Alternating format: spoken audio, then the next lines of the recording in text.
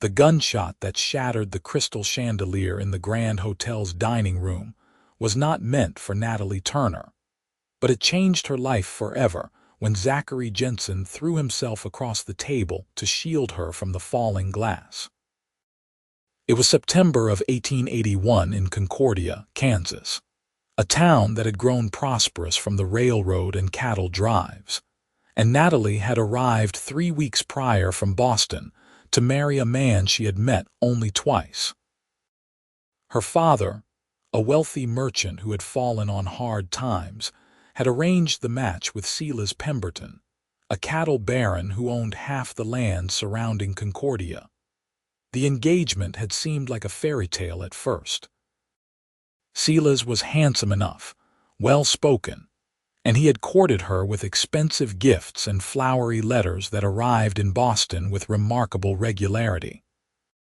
But that gunshot, fired by a drunken ranch hand who had been thrown out of the saloon next door and decided to take his frustration out on the nearest window, had brought Zachary Jensen into her life in the most unexpected way.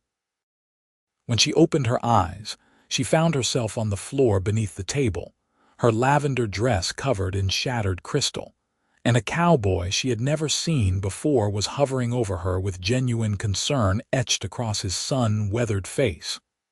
"Are you hurt, miss?" he asked, his voice rough but kind as he helped her to her feet. His hands were calloused and strong, the hands of a man who worked hard for everything he had. Natalie looked up at him, her heart still racing from the shock.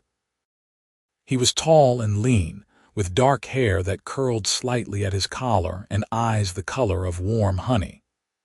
There was a small cut on his cheek from where a piece of glass had caught him, but he seemed entirely unconcerned with his own injury.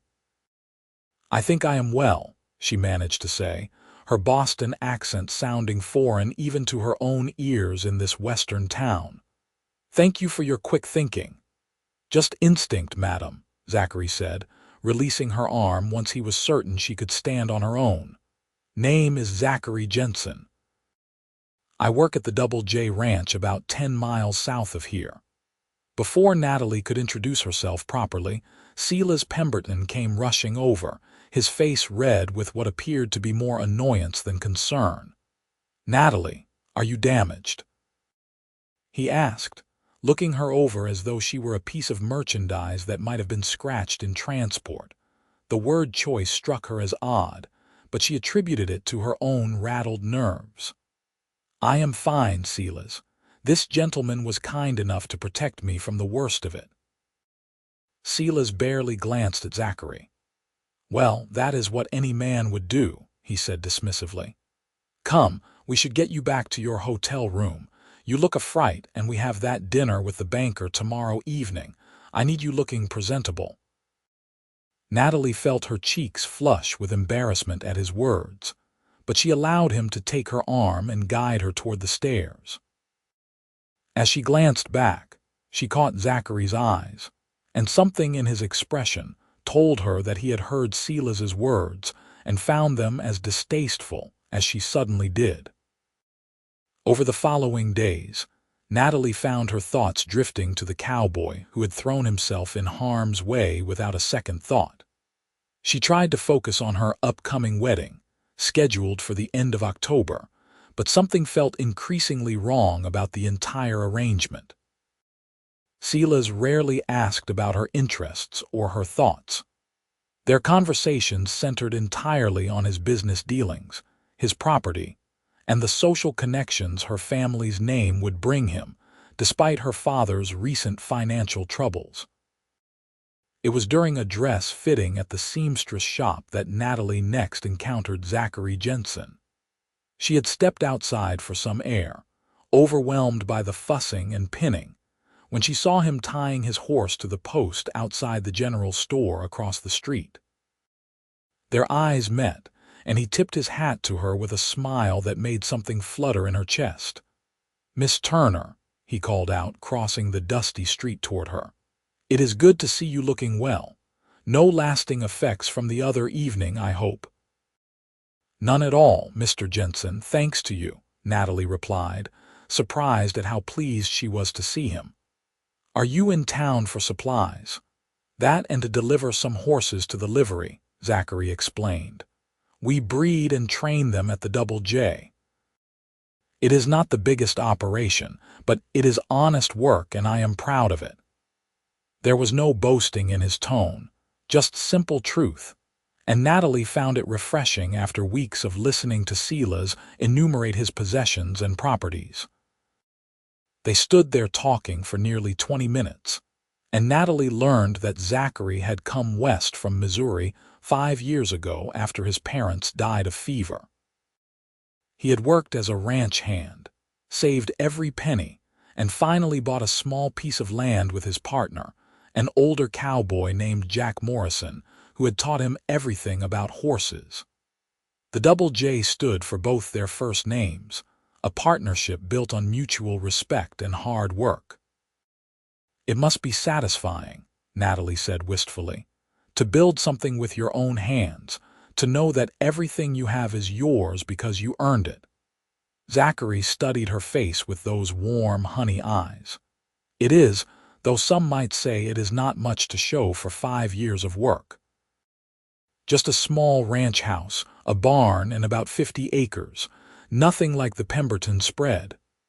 "I think it sounds wonderful," Natalie said honestly, and she meant it. There was something about the way Zachary spoke of his ranch, with genuine affection and pride, that made it seem more valuable than all of Silas's vast holdings. Their conversation was interrupted by the seamstress calling for Natalie to come back inside. As she turned to go, Zachary touched his hat brim again. "It was real nice talking with you, Miss Turner. I hope your wedding is everything you are hoping for." But as Natalie walked back into the shop, she realized with a sinking feeling that she was not hoping for the wedding at all. She was dreading it. The revelation came 2 weeks later in the most unexpected and painful way. Natalie had gone to the Concordia Bank to deposit a check her father had sent for some last-minute wedding expenses. The bank was busy, and she found herself waiting near the office of Mr. Harold Green, the bank president. The door was slightly ajar, and she could not help but overhear the conversation taking place inside. "I am telling you, Silas, the loan is too risky given the current market conditions," Mr. Green was saying. "You do not understand," Silas Pemberton's voice replied, tight with frustration. "I need this loan to finalize the purchase of the Jackson property. Once I have that land, I will control the entire water supply for this region. Every rancher for 50 miles will have to pay me for access." "And how do you propose to make the payments on a loan of that size?" Mr. Green asked skeptically. There was a pause, and then Silas spoke again, his voice lower but still audible. "The Turner girl's dowry will more than cover the first year. Her father promised $10,000, and even though he has had his troubles, he will honor that debt to preserve his family name. After we are married, the money becomes mine and I can leverage it for additional capital." Natalie felt as though she had been struck. Her hand flew to her mouth to stifle a gasp. "What about the girl herself?" Mr. Green asked. "Surely you have some affection for your bride." Silas laughed, a cold sound that made Natalie's blood run chill. "She is pretty enough, I suppose, and well-mannered, but let us be honest, Harold. I am marrying her for the dowry and the social connections. The Turner name still carries weight in Boston, even if their fortune has diminished. Once I have expanded my holdings and established the kind of empire I am planning, I can move in circles I never dreamed of. The girl is just a means to an end." "That seems rather cold, Silas," Mr. Green said, though his tone suggested he was not particularly surprised. "That is business," Silas replied flatly. "Love is for fools and poets. I am a practical man, and this is a practical arrangement. In a year or two, once I have secured my position, I can always find companionship elsewhere if the wife proves dull." As long as she produces an heir and maintains my household, that is all I require of her." Natalie backed away from the door, her heart pounding so hard she thought it might break through her ribs. She stumbled out of the bank without making her deposit, her vision blurred with tears. She had suspected that Silas did not love her, but to hear him speak of her with such cold calculation, as though she were nothing more than a business transaction, was devastating. She walked without direction, her feet carrying her through the streets of Concordia until she found herself on the edge of town, near the trail that led south toward the various ranches. She sat down on a large rock beside the road, her elegant skirts dusty from the walk, and let herself cry for the first time since arriving in Kansas. That was where Zachary found her 20 minutes later, riding back toward town on his gray gelding. He dismounted immediately when he saw her distress, ground tying his horse and approaching cautiously. "Miss Turner, Natalie." He used her first name without thinking, his concern overriding propriety. "What has happened? Are you hurt?" She looked up at him with red-rimmed eyes and made a decision. She could not carry this burden alone, and something about Zachary Jensen made her feel that she could trust him. So she told him everything, the words pouring out in a rush. She told him about the arranged marriage, about her father's financial troubles, about the overheard conversation at the bank, and about how completely foolish she felt for not seeing the truth sooner. Zachary listened in silence, his jaw growing tighter with each word. When she finally finished, he sat down on the rock beside her, maintaining a respectful distance but close enough that she could feel the solid comfort of his presence. "That is about the lowest thing I have ever heard," he said quietly, anger simmering beneath his calm tone. "Using a woman that way, speaking of her like she is nothing more than livestock to be bought and sold. You deserve better than that, Natalie. You deserve someone who sees your worth, who values you for who you are, not what you bring with you." "But what choice do I have?" Natalie asked, wiping at her tears with her handkerchief. "My father has already promised the dowry. The wedding is in 2 weeks. Everyone has been invited.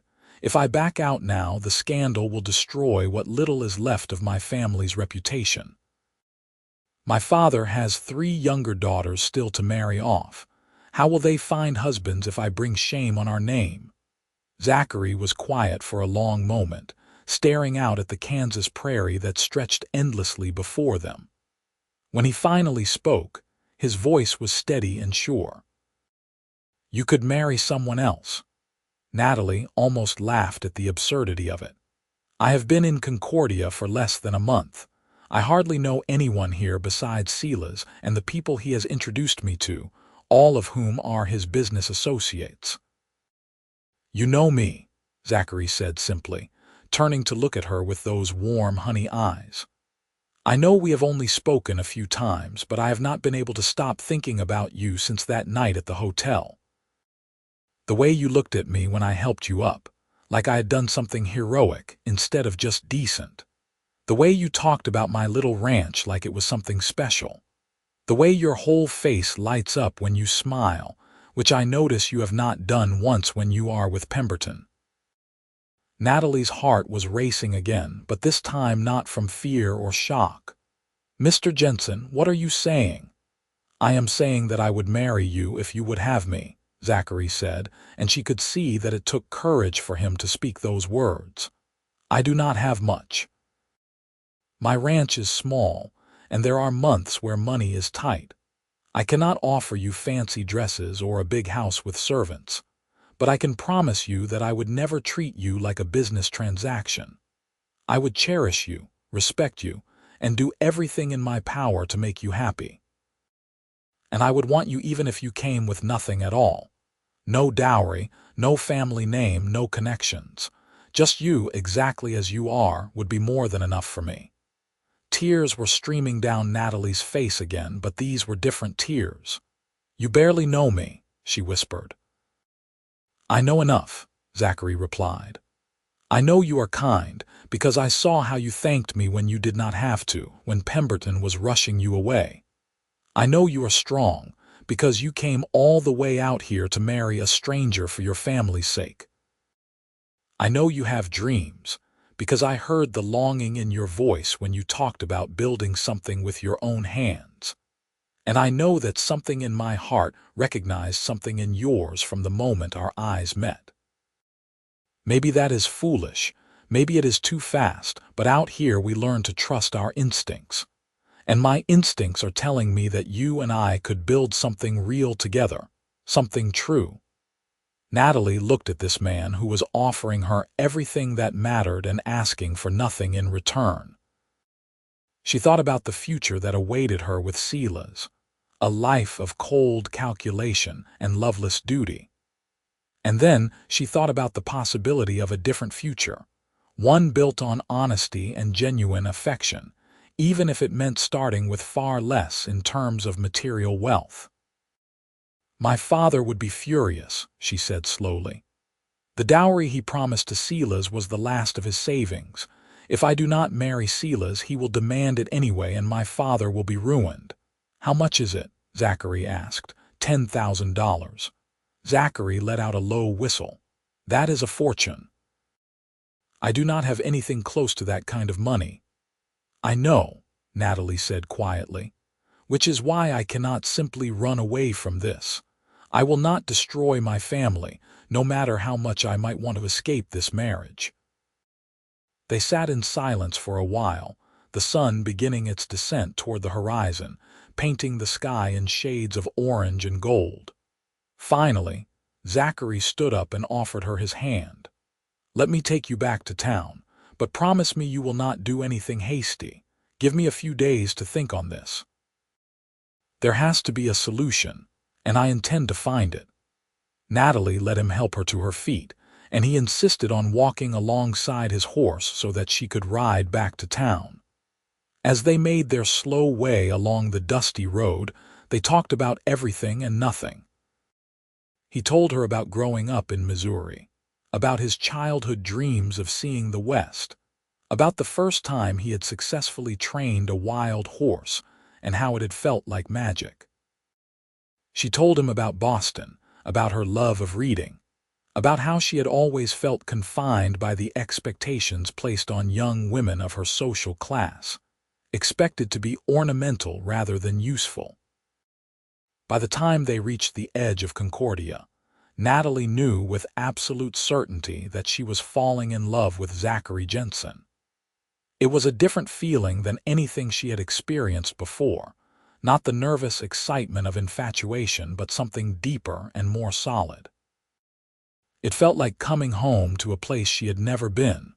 Over the next 3 days, Natalie saw Zachary twice more, always by carefully orchestrated accident. He would happen to be at the general store when she was shopping for ribbons, or passing by the hotel when she stepped out for her afternoon walk. They stole whatever moments they could, always careful to maintain propriety, but unable to resist the pull they felt toward each other. It was on the 3rd day that Zachary came to her with a plan, his eyes bright with determination. I talked to Jack, my partner at the ranch, he said as they stood in the small park behind the church where they could speak without being observed. We own that land together, and we have 50 head of good horses ready for sale. There is a buyer in Dodge City who has been after me for months to sell him the whole herd. He is willing to pay top dollar, and Jack agrees we could spare them if it means helping you. Zachary, no, Natalie said immediately. I cannot let you sell your livelihood for me. Those horses are your future. You are my future, Zachary said firmly. Or at least I am hoping you will be. The horses can be replaced. We will start over, build the herd back up. But I will not let you sacrifice yourself to a man who does not value you when I can do something to prevent it. Even if you sold all the horses, it would not be enough for $10,000, Natalie pointed out, though her heart was singing at his words. No, but it would be close to 6,000, Zachary said.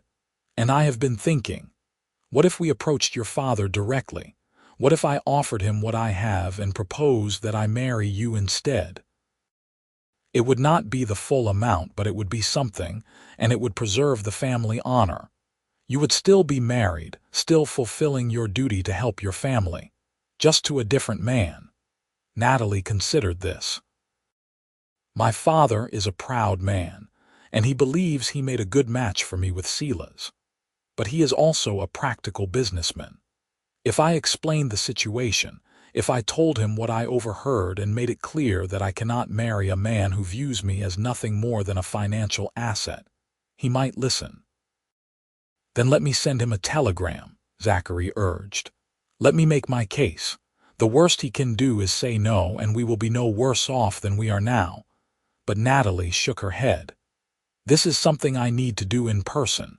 A telegram is too impersonal for a matter this important. I will write him a letter, a long one, explaining everything. I will tell him about Silas's true nature, about your offer, and about how I feel. My father is not a cruel man. He arranged this marriage because he thought it was best for me. If I can convince him otherwise, he will release me from the engagement. That evening, Natalie sat in her hotel room and wrote the longest, most honest letter she had ever composed. She poured her heart onto the pages, describing not just the mercenary nature of Silas Pemberton, but also the genuine connection she had found with Zachary Jensen.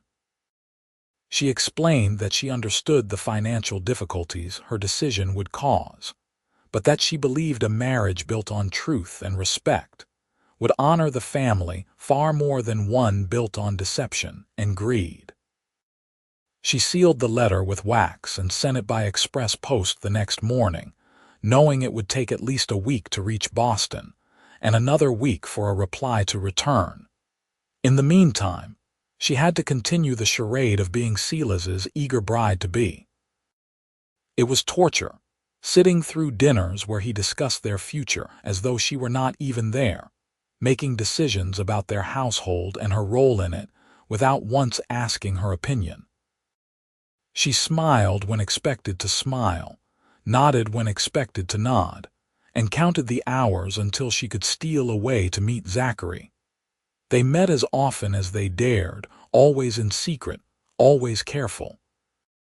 Zachary showed her how to ride properly, taking her out on one of his gentler mares to the land beyond town where they could gallop freely across the open prairie.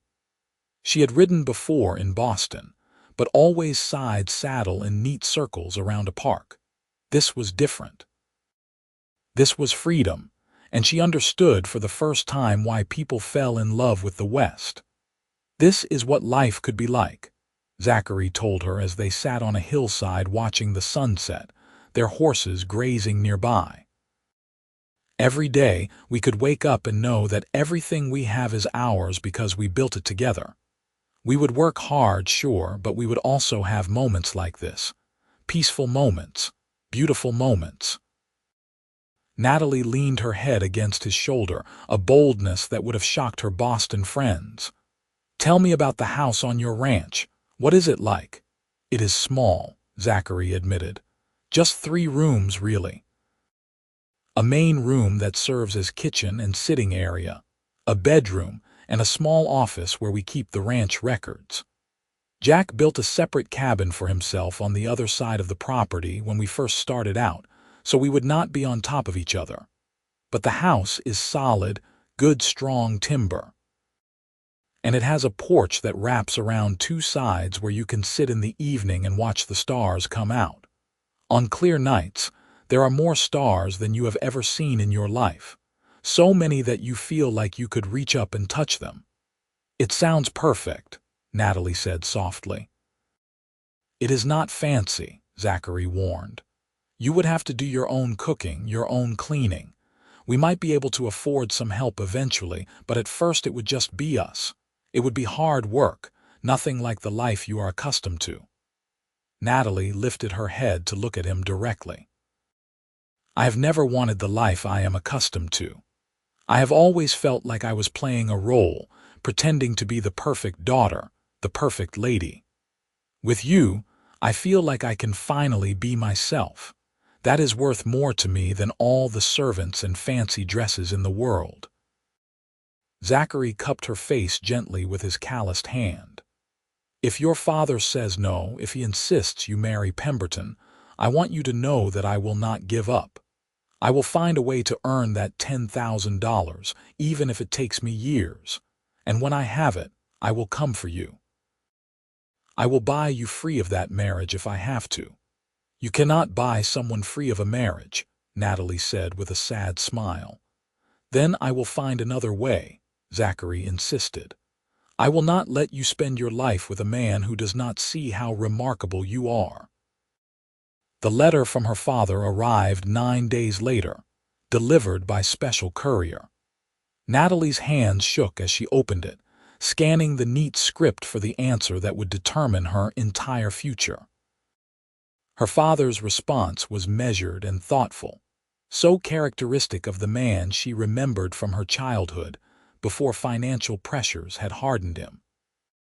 He wrote that he had made inquiries about Silas Pemberton through his business contacts, and had been disturbed to learn that the man's reputation was not as sterling as he had been led to believe. Several associates had described him as ruthless and cold, concerned only with expanding his wealth and influence. Her father admitted that he had been so focused on securing what he thought was a good match that he had not investigated as thoroughly as he should have. As for Zachary Jensen, her father wrote that, while he knew nothing of the man personally, the honesty and directness of Natalie's letter had convinced him that her feelings were genuine. He had always wanted her to be happy, he explained, and he had hoped that affection might grow between her and Silas after marriage. But if she truly believed she could find happiness with this cowboy, and if the man was willing to offer what he could to help with the family's financial situation, he would not stand in her way. However, there was a complication. The $10,000 dowry had already been promised to Silas Pemberton in writing as part of the marriage contract. If Natalie broke the engagement, Silas would be within his rights to demand compensation for breach of promise. Her father had consulted with his attorney and learned that such cases often resulted in the woman's family having to pay half the promised dowry as damages, plus additional compensation for public embarrassment and loss of consortium. It was a sobering reality, but Natalie felt a surge of hope nonetheless. Half of 10,000 was 5,000, which was close to what Zachary could raise from selling his horses. It would leave them both starting from almost nothing, but they would be starting together, and that made all the difference. She immediately sought out Zachary and showed him the letter. His face was grave as he read it, but when he looked up at her, there was no hesitation in his eyes. "Then we will do it. I will sell the horses, pay what we can, and we will start our life together. It will be hard at first, but we will manage. We will build it back up." "Are you certain?" Natalie asked. "This is not too much to ask. You would be giving up so much." Zachary took both her hands in his. "I would give up everything for you. Don't you understand that yet? Money can be earned again. Horses can be bred and trained. But you, Natalie Turner, you are one of a kind. And if I let you slip away because I was too afraid to risk what I have, I would regret it for the rest of my life." The next step was the most difficult, breaking the engagement with Silas. Natalie requested a private meeting with him at the hotel, and when he arrived, she could see the impatience in his expression, as though she were taking up time he could be spending on more important matters. "I hope this will not take long," Silas said, not even bothering to sit down. "I have a meeting with some investors in an hour." Natalie stood as well, drawing strength from the knowledge that Zachary was waiting outside, ready to support her if needed. "It will not take long at all. I am breaking our engagement, Silas. I will not marry you." His face went through several emotions in rapid succession: surprise, anger, and finally calculation. Is this some kind of joke? The wedding is in 5 days. It is not a joke, Natalie said firmly. I overheard your conversation with Mr. Green at the bank. I know you are only marrying me for the dowry and my family connections. I know you view me as nothing more than a business transaction. I deserve better than that, and I will not spend my life with a man who does not value me. Silas's eyes narrowed. You have been talking to that cowboy, haven't you, Jensen? I have seen the way he looks at you around town. What did he promise you? Love, devotion. He is a nobody with a nothing little ranch. I can give you a life of luxury, of social standing. You can give me things, Natalie corrected. Zachary offers me something far more valuable. He offers me partnership, respect, and genuine affection. And yes, I am going to marry him instead. Your father will hear about this, Silas threatened. Breach of promise is a serious matter.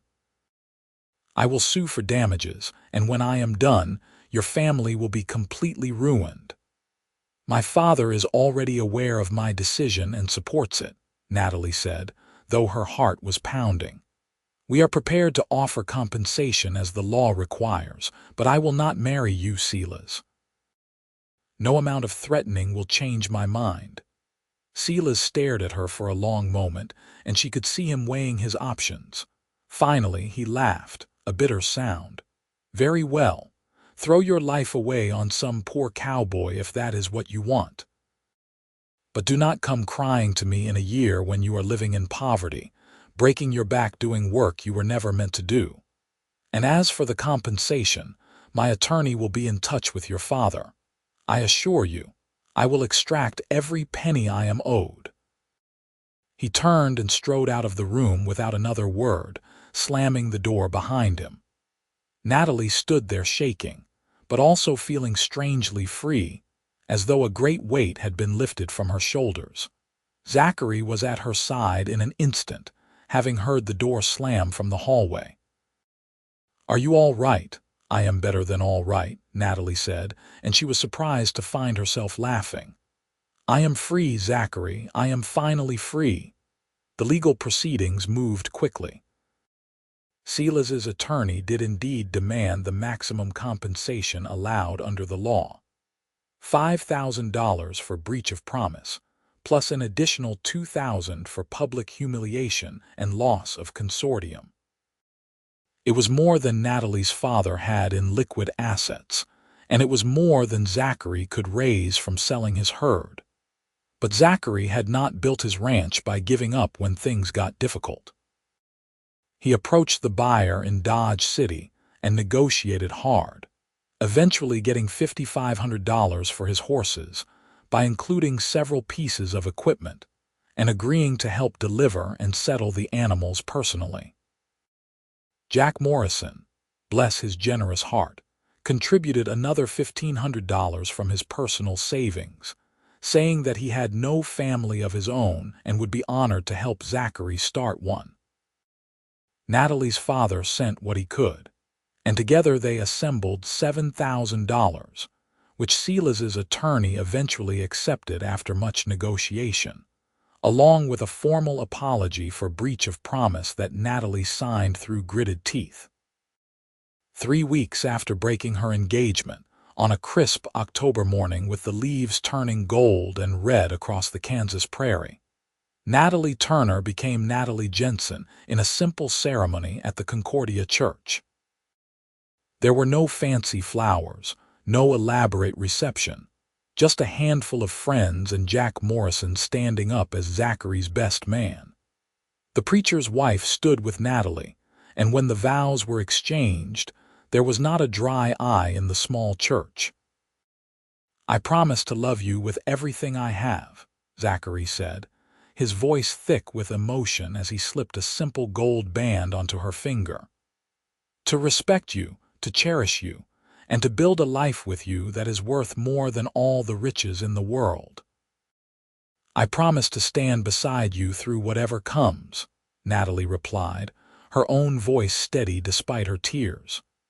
To work with you, to dream with you, and to love you for exactly who you are, now and always. When they kissed, it felt like the beginning of everything good and true that life had to offer. The ranch house was indeed small, just as Zachary had described, but to Natalie it was a palace. She had never lived anywhere that felt so much like home. In the weeks and months that followed, she learned to cook on the wood stove, to tend the vegetable garden they planted together, to help with the horses that Zachary slowly began to acquire again as they rebuilt the herd. It was hard work, harder than anything she had done in Boston, but every evening when Zachary came in from the corrals and wrapped his arms around her waist while she made dinner, she knew she had made the right choice. Every night when they sat on the porch together watching the stars come out, she felt a contentment she had never known existed. Jack Morrison became like family, often joining them for Sunday dinner and regaling them with stories of the old days. He taught Natalie how to shoot, saying any ranch wife needed to know how to protect herself and her property. She proved to be a quick study, and Zachary pretended to be jealous when she outshot him at target practice. The first winter was challenging. Money was tight, and there were nights when they went to bed wondering if they would have enough to make it through to spring. But they had each other, and somehow that made even the hardest days bearable. They would lie in bed together, wrapped in quilts, making plans for the future and dreaming of the life they would build. By the following spring, they had 20 horses again, and Zachary's reputation as a skilled trainer was spreading. Ranchers from all over the county began bringing their problem animals to him, and he had a gift for gentling even the most stubborn bronco. Natalie kept the books and handled the business side of things, discovering that she had a head for numbers and negotiation. 2 years after their wedding, Natalie stood on the porch of their home, one hand resting on her swollen belly, watching Zachary work with a beautiful chestnut mare in the corral. He moved with such patience and grace, and the horse responded to him with trust. It made her think about the kind of father he would be, and her heart swelled with anticipation. When he saw her watching, he climbed over the fence and strode toward her, his face lighting up with that smile that still made her knees weak. "You should not be standing so long," he said, taking her hand and guiding her to the rocking chair he had built especially for her. "I am pregnant, not fragile," Natalie laughed, but she sat down gratefully. "The baby and I just wanted to watch you work. I never get tired of seeing you with the horses." Zachary knelt beside the chair, placing his hand over hers on her belly. They felt the baby kick, and his eyes went wide with wonder. "That never stops being amazing," he said softly.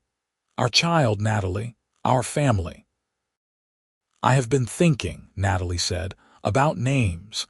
If it is a boy, I would like to name him after your father. You have spoken so fondly of him." "And if it is a girl?" Zachary asked. "Then we can choose together," Natalie said. "We do everything together after all. That is how we built all of this." She gestured to the ranch around them. It was still modest compared to the vast spreads of men like Silas Pemberton, but it was growing. They had expanded the house, adding 2 more rooms for the children they hoped to have. They had built a new barn and acquired more land, 40 acres purchased from a retiring rancher who had taken a liking to them.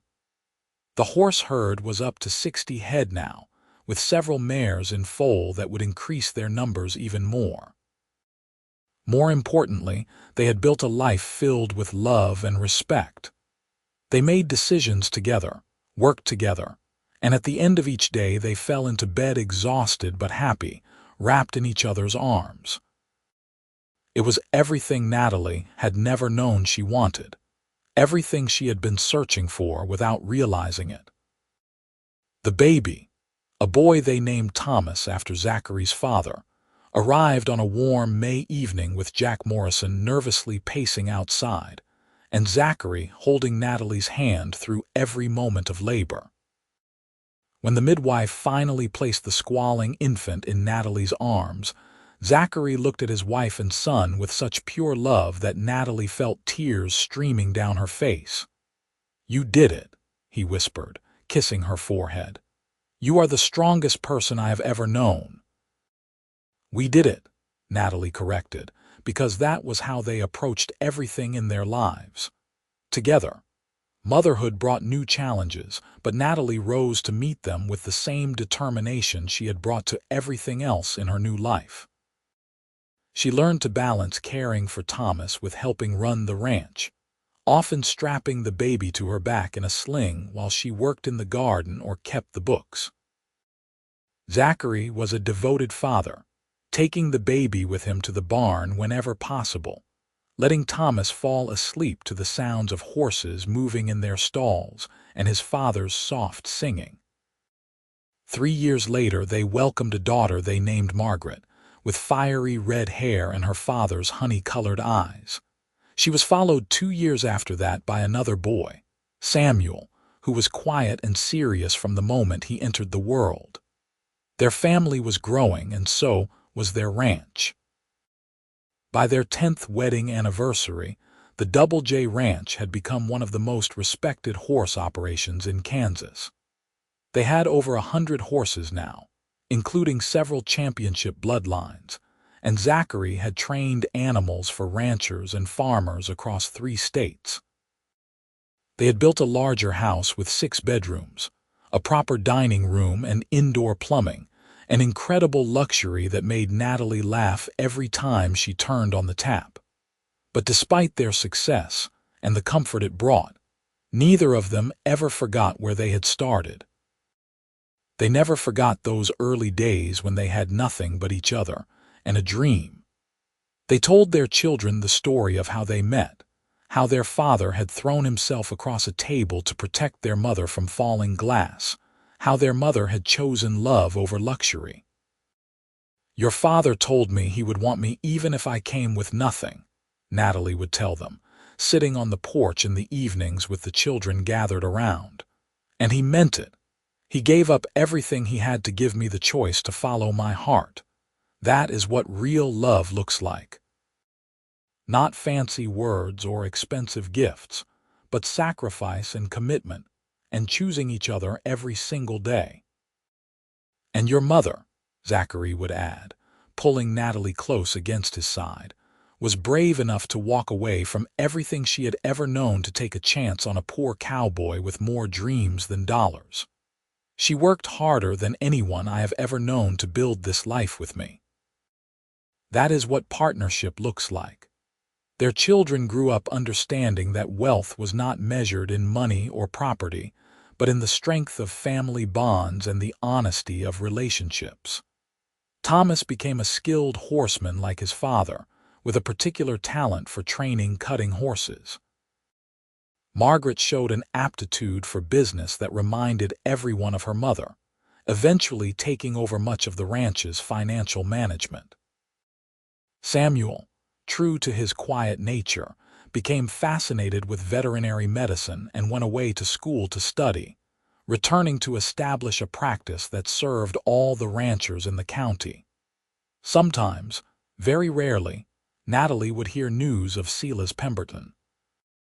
He had married eventually, a young woman from St. Louis whose father owned a railroad fortune.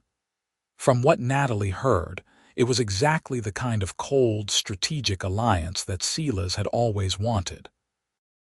He had achieved his dream of building an empire, controlling vast swaths of land and wielding considerable political influence. But whenever Natalie heard these reports, she felt only pity. All of Silas's wealth and power could not buy what she had found with Zachary: genuine love, true partnership, and a family built on respect and affection. She would look around at the life they had created together, at their children and grandchildren who eventually came, and she knew without a doubt that she had chosen correctly that day when she had walked away from the Grand Hotel and into Zachary's arms. On their 25th wedding anniversary, Zachary woke Natalie before dawn and led her out to the porch where they had spent so many evenings watching the stars. "I have a surprise for you," he said, his eyes twinkling with the same boyish excitement that had captured her heart all those years ago. He had arranged for all the children to stay with Jack Morrison for the night. At 80 years old, Jack was still spry and delighted to have his surrogate grandchildren for a sleepover. That left Zachary and Natalie alone on the ranch, something that had not happened in years. "Come with me," Zachary said, taking her hand and leading her to the barn where 2 horses stood saddled and ready. "We are going on a ride, just like we used to." They rode out across their land as the sun came up, painting the Kansas sky in shades of pink and gold. Zachary led them to a hill that overlooked their entire property, the house and barns, the corrals filled with beautiful horses, the fields where crops grew in neat rows. From this vantage point, they could see everything they had built together over a quarter-century. "Do you remember," Zachary asked, dismounting and helping Natalie down, "when I brought you out here for the first time and told you what life could be like?" "I remember every moment of those early days," Natalie said softly. "I remember being so afraid but also so certain that choosing you was the right decision." "I have never regretted it," Zachary said, pulling her close. "Not for a single second. Even in the hardest times when we were struggling to make ends meet, when we were not sure we would make it through the winter, I never regretted choosing you." "Neither have I," Natalie said, resting her head against his chest and listening to the steady beat of his heart. "You gave me a life I never knew I wanted, Zachary. You showed me what it means to be truly valued, to be seen as a partner rather than a possession. You gave me freedom and love and adventure. You gave me purpose," Zachary replied. "Before I met you, I was just going through the motions, working hard but not really knowing why beyond simple survival. You made me want to build something lasting, something meaningful. You made me want to be the best version of myself." They stood there as the sun climbed higher, holding each other and watching the world wake up around them. In the distance, they could see smoke rising from Jack's cabin, could imagine their children stirring awake, could picture the grandchildren who would eventually come and carry on the legacy they had built. "If you could go back," Zachary asked quietly, "to that moment when you had to choose, would you do anything differently?" Natalie pulled back to look at him, this man who had given her everything that truly mattered. His face was more weathered now, marked by sun and wind and years of hard work. There was silver in his dark hair and lines around his eyes from a lifetime of smiling. But to her, he was just as handsome as the day he had thrown himself across a table to protect her from falling glass. "Not a single thing," she said firmly. "Every hardship we faced, every challenge we overcame, it all brought us here. To this moment, to this life, to this love. I would choose you 1,000 times over, Zachary Jensen. I would choose you with nothing, with everything, and with anything in between." He kissed her then, long and sweet, with all the passion of newlyweds and all the depth of partners who had weathered every storm together. When they finally pulled apart, both were smiling. "Come on," Zachary said, taking her hand once more. "Let us go home. Our family will be back soon, and I want to spend the rest of this day celebrating everything we have built together." They mounted their horses and rode back toward the ranch house, side by side as they had always been. As they approached, Natalie looked at the home they had created and felt her heart swell with gratitude. This was what happiness looked like. Not wealth or status or social approval, but honest work, genuine love, and a partnership built on mutual respect and devotion. That evening, with all their children and Jack Morrison gathered around the big dining table they had built together years ago, Zachary stood and raised his glass. 25 years ago today, I married the bravest, smartest, most beautiful woman I had ever met. She took a chance on a cowboy who had nothing to offer but his heart and his willingness to work hard. Together, we built all of this." He gestured around the room, but everyone knew he meant more than just the house. He meant the family, the ranch, the life they had created from nothing but love and determination. "I told her once that I would want her even if she came with nothing, and I meant every word. But what I did not know then was that she would give me everything. Not money or status, but something far more valuable. A reason to wake up every morning with joy, a partner who makes me better than I could ever be alone, and a family that fills my life with meaning. So here is to my wife, Natalie, the love of my life and the greatest blessing I have ever known." "To mother and father," Thomas said, standing with his own glass raised. "Thank you for showing us what real love looks like, and for building a legacy we are proud to carry on." Everyone drank, and Natalie felt tears streaming down her face for what felt like the 1,000th time since marrying Zachary. They were happy tears, grateful tears, the tears of a woman who had found everything she had ever wanted and more. Later that night, lying in bed with Zachary's arms wrapped around her, Natalie thought about the young woman she had been when she first arrived in Concordia. That girl had been so afraid, so trapped by duty and expectation, so resigned to a life without love or passion. She had never imagined that a single moment of chance, a gunshot through a window and a cowboy's instinctive protection, would lead to this extraordinary life. "What are you thinking about?" Zachary murmured sleepily against her hair. "I am thinking about how grateful I am that you were in that dining room that night," Natalie said softly. "I am thinking about how different my life would be if you had not thrown yourself in front of that falling glass." "I am grateful too," Zachary said, tightening his arms around her. "Grateful for every moment, every choice, every challenge that brought us to this point. I love you, Natalie, today, tomorrow, and always." "I love you too," Natalie whispered back, more than words could ever express. They fell asleep that way, wrapped in each other's arms just as they had every night for 25 years. And in the morning, they would wake up and continue building the life they had started together, one day at a time, one choice at a time, always choosing each other above all else. Years continued to pass in the way they do, marked by seasons and celebrations, by births and losses, by the steady rhythm of ranch life. Jack Morrison passed away peacefully in his sleep at 87, surrounded by the family he had helped create. They buried him on a hill overlooking the ranch, with a headstone that read Jack Morrison, friend, partner, family. Thomas took over much of the day-to-day horse training, showing the same patient skill his father had always demonstrated. Margaret married a kind schoolteacher and had 4 children of her own. Samuel's veterinary practice thrived, and he never charged the Double J Ranch for his services, saying family took care of family.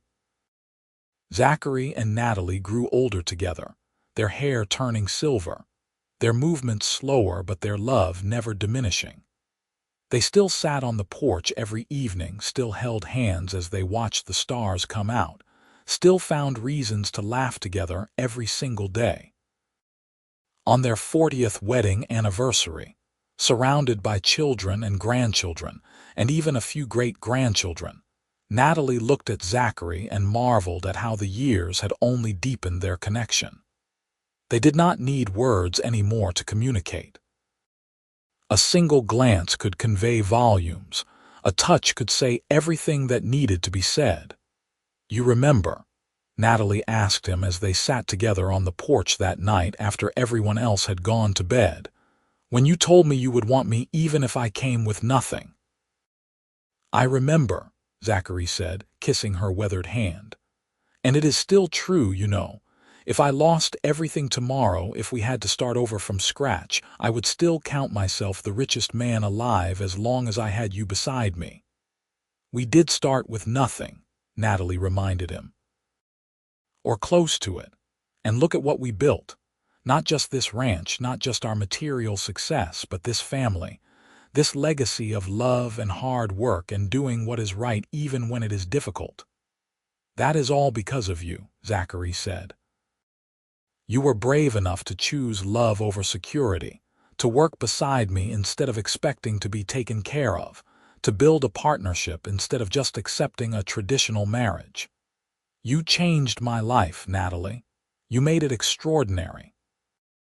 "We changed each other's lives," Natalie corrected gently. "That is what love does. It transforms us, makes us more than we could ever be alone.